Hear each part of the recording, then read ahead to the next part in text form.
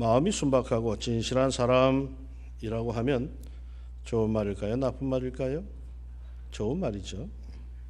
저 사람은 마음이 아주 순박하고 진실해 하면은 그 칭찬하는 아주 좋은 말입니다. 그런데 마음이 순박하고 진실함이라고 하는 단어는 국어사전에 보면 순진이라고 되어 있습니다. 그래서 똑같은 내용인 순진이라고 하는 단어를 써서 저 사람은 좀 순진해 라고 하면은 이게 단순한 칭찬이 아니라 뭔가 조금 경멸하는 의미가 숨어 있게 들려줍니다. 참 이상한 세상이죠. 아이들 간에도 얜 순진해 하면은 뭔가 좀 덜 떨어진, 덜 잘한 것 같은 그런 기분이 든다고 합니다. 그래서 아이들은 누구도 순진하다는 말을 듣기를 아주 싫어합니다. 왜 그럴까요?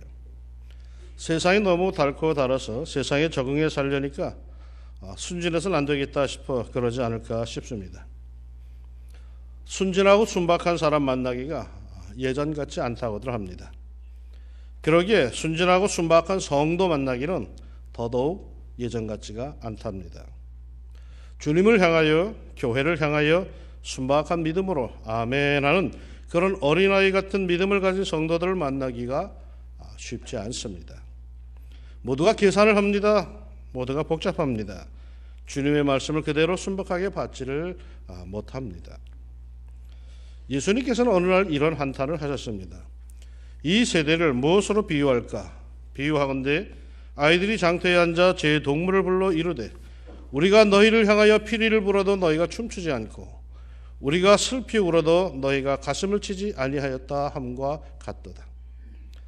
피리를 신나게 불면은 어깨가 들썩거려야 하고 슬피 울면은 가슴이 먹먹해져야 하는데 요즘 사람들에게는 아무런 반응도 감동도 없다고 예수님은 한탄하십니다.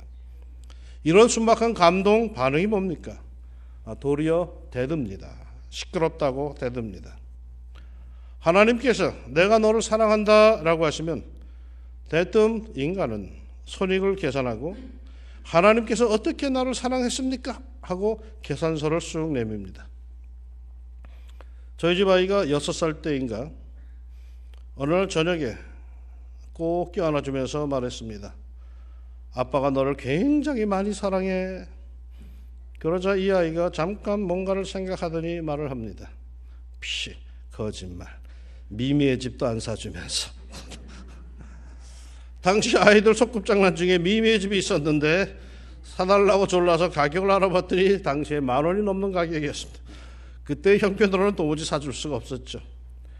그런데 그게 언제적 이야기인데 이 녀석이 아빠가 모처럼 폼 잡고 순수하게 진실되게 사랑한다고 말하는데 자기의 계산서에 의해서 애비의 사랑을 받아주지를 않습니다. 사랑한다고 해도 감격할 줄 모르고 진실이 통하지 않는 세대가 오늘의 세대입니다. 하나님이 얼마나 우리들을 사랑한다고 하시는데도 우리들은 순진하게 그 사랑을 그대로 받아들이지 않고 있습니다. 뭔가 보여주세요. 이 문제를 먼저 해결해 주세요. 그래야 당신의 사랑을 믿겠습니다. 라는 태도입니다. 하나님의 순수하고 지고한 사랑을 우리는 색칠하고 있고 오염시키고 있습니다. 전에는 하나님의 사랑에 대해서 진실된 뜨거운 눈물을 흘리던 사람들이 많았는데 갈수록 이 세대의 성도들에게서는 그런 순진한 모습들이 사라져가고 있습니다. 예배나 기도회가 끝나면 곧바로 나가지 못하고 그 자리에서 한참을 눈물 떨구며 기도하던 사람들이 많았는데 요즘에는 썰물 밀려나가듯이 싹 빠져나갑니다. 어제 오후에 동기 목사님 자녀 결혼식이 있어서 갔다가 목사님들과 식사를 하게 되었습니다. 은퇴하신 동기 목사님이 그러십니다. 이제는 몸이 옛날 같지 않아요. 여기저기 고장이 나요. 눈도 고장이 나서 며칠 전에 안과에 갔더니 눈알이 마르는 안구 건조증이래요 합니다. 그러자 옆에 있던 목사님이 그러십니다. 그거 은퇴하시더니 울 일이 없어져서 그런 거예요. 목회할 때는 노상 울 일만 있더니 은퇴하고 나니까 울 일이 없어져서 안구 건조증이 생긴 거예요. 회개 좀 하세요. 그럴지도 모르죠. 인생은 감격과 감동이 있어야 하죠. 순박한 마음과 영성으로 말씀을 받고 찬송을 부르며 기도를 올리며 순진하게 감동과 감격 속에 눈물이 있어야 합니다. 그런데 요즘 우리 성도들 웬만해서는 감격하지 않습니다. 어떨 때에는 마치 눈물로 감격하지 않는 것이 지식인이요 점잖은 사람의 바른 모습인 것처럼 그렇게 여깁니다. 여러분, 성령께서 가장 강력하게 운행하시는 장소가 어딘지 아십니까? 기도원 천만의 말씀입니다. 하나님께 핏값 주고 사신 교회입니다. 사도행전 20장 28절에 보면 장로들에게 이러한 권면이 나옵니다. 여러분은 자기를 위하여 또는 온 양떼를 위하여 삼가라. 성령이 그들 가운데 여러분을 감독자로 삼고 하나님이 자기 피로 사신 교회를 보살피게 하셨느니라. 장로님들에게는 어떤 사명이 주어졌습니까? 하나님이 자기 피로 사신 교회를 보살피게 하셨느니라. 그 정도로 하나님께서는 교회를 사랑하신다는 얘기입니다. 교회는 하나님께서 자기 피로 사신 것입니다. 그러니 그 교회를 향한 하나님의 사랑과 관심과 애착이 얼마나 크시겠습니까? 이렇게 교회를 사랑하시는 하나님, 교회를 향한 하나님의 사랑은 실로 엄청납니다. 그런데 그 교회에 하나님의 영, 성령께서 성령의 역사가 가장 강력하게 운행되는 시간이 언제입니까? 예배 시간입니다. 그것도 주일 예배입니다. 예수님께서는 하나님께 예배드리는 자들은 신령과 진실함으로 예배드려야 한다고 하셨습니다. 왜 하나님께 예배드릴 때 특별히 신령함과 진실함이 있어야 될까요? 주의 성령께서 가장 강력하게 역사하시고 운행하시는 시간이시기에 그 성령, 그 영이신 하나님과 그 영이신 성령과 통하기 위해서는 그만한 신령함과 진실함이 있어야 된다는 얘기겠죠. 다시 말해서 순전한 영성으로 예배에 임할 때에 우리에게는 그 성령의 파장이, 그 감동의 물결이 쫙 퍼져 전해져 옵니다. 내 영혼이 전율을 느끼는 시간이 주일 예배입니다. 내 영혼이 전율을 느끼는 시간이 극장이라면 문제가 있는 거죠. 내 영혼이 희열을 느끼는 시간이 술집에 가 있다면 문제가 있는 거죠. 내 영혼이 쩌릿한 전율을 느끼는 곳, 그 같은 파장과 공명을 일어나는 곳이 어디냐? 하나님의 영의 역사가 강력하게 일어나는 주일 예배 시간인 줄로 믿습니다. 요즘 그것을 그런데 느끼십니까? 육신의 생각으로만 꽉 차 있으면 그러한 성령의 감동은 감지할 수 없습니다. 몸은 와 있지만 감지를 못합니다. 하나님의 전에 들어설 때에 쩌릿함이 있어야 합니다. 여기에 수많은 엄청난 파장들과 전파들이 들어와 있습니다. 그런데 그것을 잡을 수 있고 눈치챌 수 있는 길은 그것과 통할 수 있는 수신기가 있어야 하고 주파수를 맞춰야 하죠. 마찬가지로 성령의 역사, 그것을 감지할 수 있는 신령함과 진실함, 다시 말해서 영적인 순진함과 순박한 영성으로 우리가 예배할 때에 우리의 영혼은 하나님의 영의 감동을 제대로 받을 것입니다. 어느 교회 사회에서 저명한 교수님이 출석을 하시는데 그분은 그 교회에서 얼마나 순진하게 신앙생활을 하시며 섬기시는지 교인들이 그분 때문에 모두가 다 은혜를 받는답니다. 그렇게 사회에서 유명하고 지위가 있는 분이라면은 교회에서도 근엄할 것 같은데 그분은 교회에서만큼은 거저 어린아이 같은 표정으로 찬송을 하고 섬기고 봉사를 한답니다. 왜 그럴까요? 사무엘하 6장에 답이 있습니다. 여호와의 법궤를 다윗이 모셔올 때에 다윗은 왕의 체면에도 불구하고 온 백성들이 보는 앞에서 길에서 덩실덩실 춤을 춥니다. 그걸 보고 왕비인 미갈이 채통이 없다고 흉을 보자 다윗은 이렇게 말을 합니다. 이는 여호와 앞에서 한 것이니라.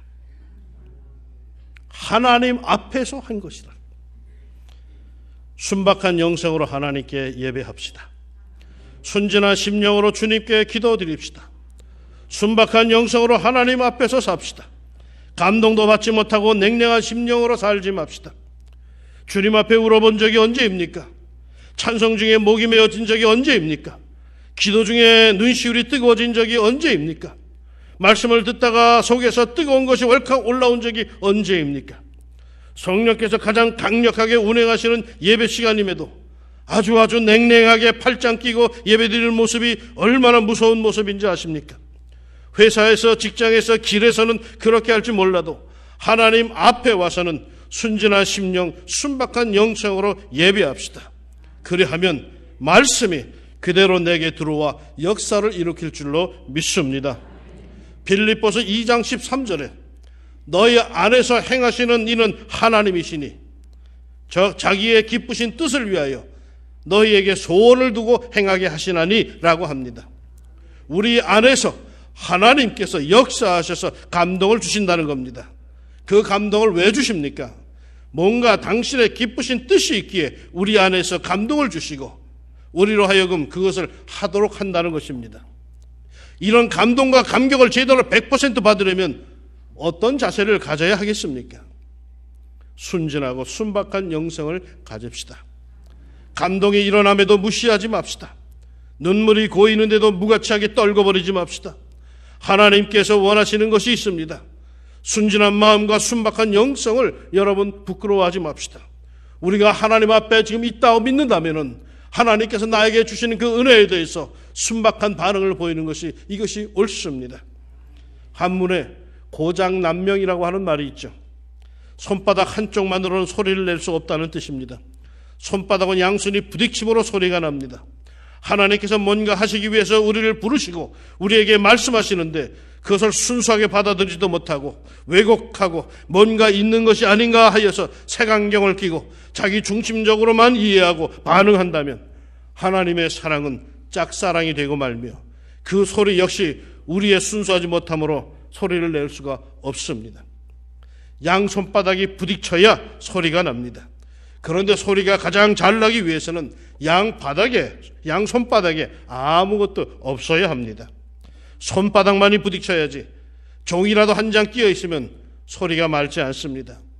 주님의 뜻에, 주님의 계획에 그저 순수하게 우리가 반응을 보이고 순종해야 교회의 소리는 가장 맑고 순수한 소리를 내지, 그렇지 못하고 자기의 욕망과 자기의 견해와 자기의 경험과 자기의 자존심을 끼워서 박수를 치면은 탁한 소리밖에 나지 않습니다. 주님께는 말이죠, 똑똑한 사람이 필요한 것이 아니라 순진한 사람, 순박한 영성의 사람이 필요합니다. 하나님 앞에 순진한 사람은 모자라는 사람이 아닙니다. 용기 있는 사람이요, 하나님의 나라를 유업으로 받을 수 있는 그러한 사람입니다. 순금이 왜 비쌉니까? 잡것이 섞여 있지 않기에 비쌉니다. 순수한 성도가 왜 고귀합니까? 주님의 말씀에, 계획에 그저 맑은 소리로 아멘 하는 성도가 왜 그토록 귀합니까? 순수하기 때문에, 순진하기 때문에 그런 겁니다. 모자라서 그런 게 아닙니다. 어떨 때 우리는 너무 세속에 물들어 있다는 느낌이 듭니다. 어떨 때 우리는 우리 속에 능구렁이가 몇 마리 앉아 있다고 느껴집니다. 머릿속에는 여러 가지 이해관계로 계산이 복잡해집니다.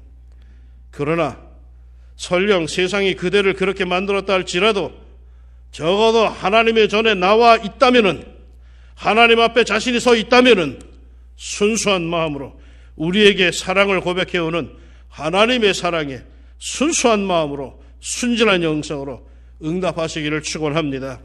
시편 51편 10절의 말씀, 하나님이여 내 속에 정한 마음을 창조하시고 내 안에 정직한 영을 새롭게 하소서.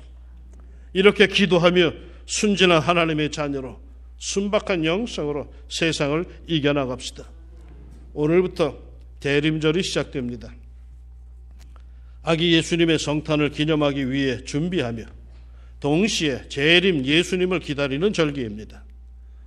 순박한 영성으로, 순진한 심령으로 예수님을 기다리는 사람들에게 그 어린 시절의 성탄의 즐거움과 축복과 행복이 가득히 임할 겁니다. 순수한 여러분의 생에 동화 같은 순수한 하나님의 사랑과 능력이 풍성하기를 주의 이름으로 축원합니다. 아멘. 기도합시다. 하나님, 내 안에 정직한 영을 새롭게 하소서. 정한 마음을 주시고 주님을 향하여 그저 해맑게 바라볼 수 있게 하옵소서. 주님이 나에게 말씀하실 때에, 주님이 나에게 감동을 주실 때에 그대로 그릴 수 있는 깨끗한 영성을 저에게 허락하여 주시사 주님 하신 말씀하신 대로 종에게 이루어지이다 그런 기본적인 자세 갖고 세상에서 주님의 뜻을 이룰 수 있는 당신의 의의 도구들이 되게 하여 주옵소서. 예수님의 이름으로 기도합니다. 아멘.